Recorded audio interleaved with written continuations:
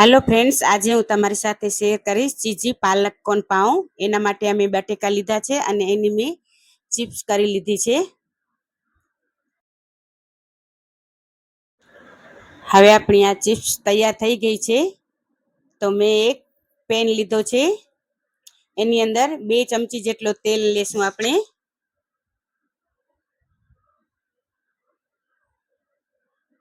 अने आपणे एनी अंदर चिप्स ने सातड़ी लेशुं।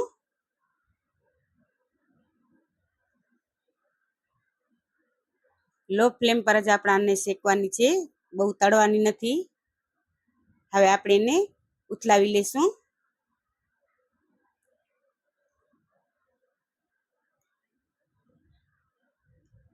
आपणी आ चिप्स तैयार छे तो आपणे एने काढी लेशुं।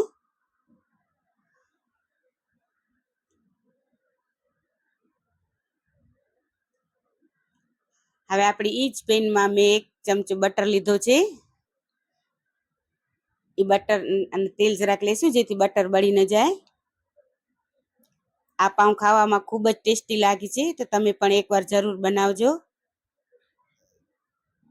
हवे आपणे आ एक बाउल कोन लीधो छे, मकाई छे, मकाईना दाणा बाफीने लीधा छे, एने आपणे सातળી लेशुं। आपणा मकाईना दाणा संतळाय ત્યાં સુધી તમે એક લાઈક જરૂર કરજો। तो हवे आपणे आ मैं पालक धोई अने लीधी छे, एने पण आपणे झीणी झीणी समारी लेशुं। आ पालक खावामां खूब ज सारी लागे छे, आपણા शरीर माटे पण खूब ज सारी छे। हवे आपणे एने मकाईना दाणा साथे सांतળી लेशुं।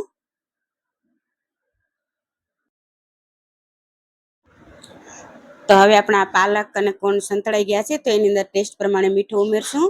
अने मैं आ थोड़ा चिली फ्लेक्स लीधा छे 1 चमची जेटला ई उमेरशुं। पछी एक ओरेगानो लीधो छे, ए पण 1 चमची जेटलो उमेरीशुं आपणे।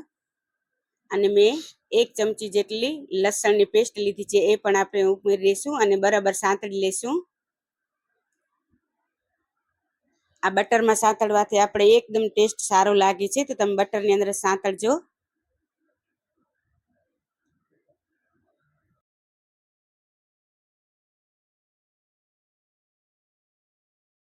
तो हवे मैं एक बाउल लीधो छे, एनी अंदर टमेटो सॉस, शेजवान चटणी अने मायोनीज आ 3 मिक्स करी लेशुं।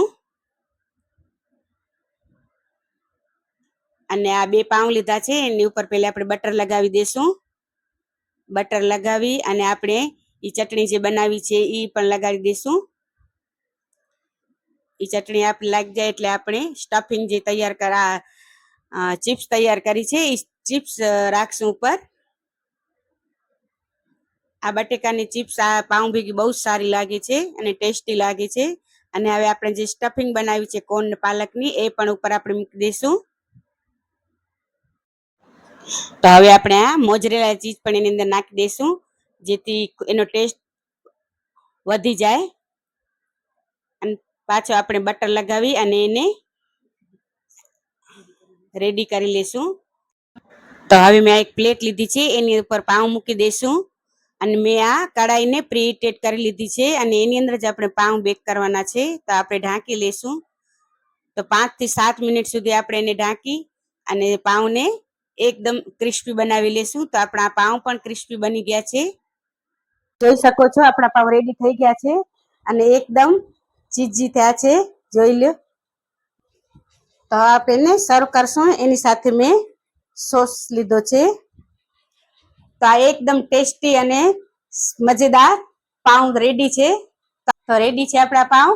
તો તમે પણ એકવાર ચોક્કસથી બનાવજો, જે ખાવામાં એકદમ ટેસ્ટી લાગે છે।